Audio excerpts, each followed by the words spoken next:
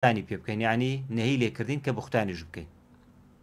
وأمرنا ألا نعبد الله وأمرنا أن نعبد الله وحده لا نشرك به شيء وأمرنا بالصلاة والزكاة.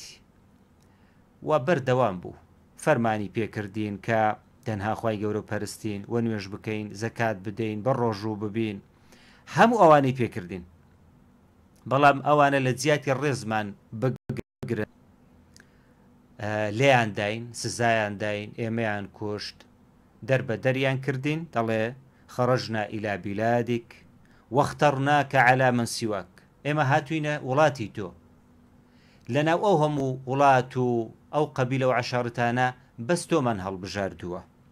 وەرەغیبنا فی جیوارێک، هەوڵماندا مەبەستمان و ببین بە جیرانی تۆ.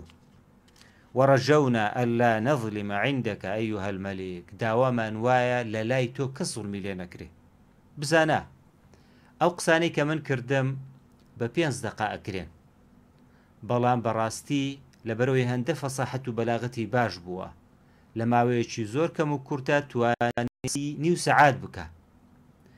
کە نەجاشی بەو شێوەی گوێی لە جەعفەری کوڕی ئەبوو تاالب گرت، قڕیشەکانی فەرموون بە خۆتان و زێڕ و گەوهەرتان بە دیارەکانتانەوە، من ئەو کۆمەڵە کەسە تەسلیم ناکەم. ئەوە پژگیری خوای گەورەی لەگەڵ بووە، بەڵام فەساحەت و بەلاغەتی جەعفەری کوڕی ئەبوو تاالب بەرامبەر بە نەیارەکانی بە شێوازێک بوو، هەم قەناعەتی بە نەجاشی کرد و هەم عەمری کوڕی عاسیشی بێدەنگ کرد. خوای گەورە یارمەتیمان بدا بتوانین بە جوانترین شێوە نەیارەکانمان، نەیارانی شەریعەتمان، قورئانی پیرۆز، فەرموودە ڕاست و دروستەکانی پێغەمبەر عەلەیهی سەڵات وسەلام دەمکوتکەین بە عەقڵ و مەنتیق، هەتا هیچ کاتێک جورئەتیان نەبێت لەسەر شەریعەتی خوای گەورە سوبحانەهو وتەعالە قسە بکەن. ناوبڕێک وەردەگرین و دواتر دەگەڕێینەوە خزمەتتان بۆ تەواوکردنی بڕگە و بابەتەکانی بەرنامە.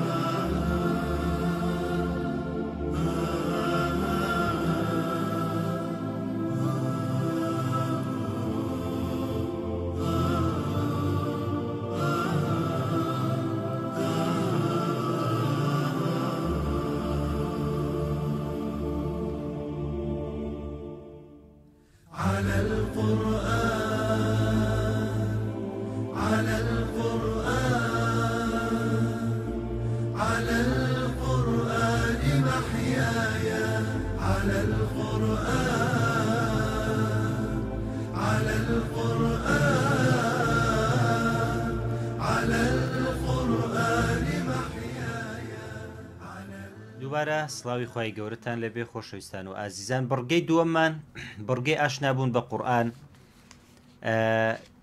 بابەتێکمان بۆ ئامادەکردوون لەژێر ناونیشانی بە ماوەی چەند قورئان بخوێندرێتەوە، یعنی قورئان ختم بکرێت. خوا سوبحانەهو وتەعالە فەرمان دەکات و دەفەرمێت فەقڕەئوا ما تەیەسسەڕ منه، جا چەندتان توانی و چۆنتان بۆلووە لە شەو نوێژ و لە کاتی تردا قورئان بخوێنن. خوا ئەفەرمێت بە گوێرەی توانە، بەڵام پێغەمبەر عەلەیهی سەڵات وسەلام لە بەشێکی لە فەرموودەکانی بۆمان دیاری ئەکە کە ئینسان بە ماوەی چەند قورئانی پیرۆز بخوێنێ و ختمی بکە. فەرموودەیەکیان لە عەبدوڵای کوڕی عەمری، عەبدوڵای کوڕی عومەر دەجێڕێتەوە لە پێغەمبەری خواوە صلی الله علیه وسلم دەفەرمێت اقرأوا القرآن في كل شهر قال إني أطيق أكثر فما زال حتى قال في 3. يا لفرموديش كذا دفرمت اقرأوا القرآن في شهر قلت إني أجد قوة حتى قال فاقرأه في 7 ولا تزد على ذلك. دیارە فەرموودەکە ئیمامی بوخاری، فەرموودەی یەکەم و دووەمیش فەرموودەکەم بوخاری و فەرموودەی دووەم بوخاری و مسلم ڕوایەتیان کردەوە ڕەزا و ڕەحمەتی خوایان لێبێت. عەبدوڵای کوڕی عەمر خوای لێ ڕازی بێت گوتی کاتێک پرسیارم کرد لە پێغەمبەری خوا درودی خوای لەسەر بێت لە ماوەی چەند هەموو قورئان بخوێنمەوە، ئەوش لە وەڵامدا فەرمووی لە ماوەی مانجێکدا. منیش گوتم لە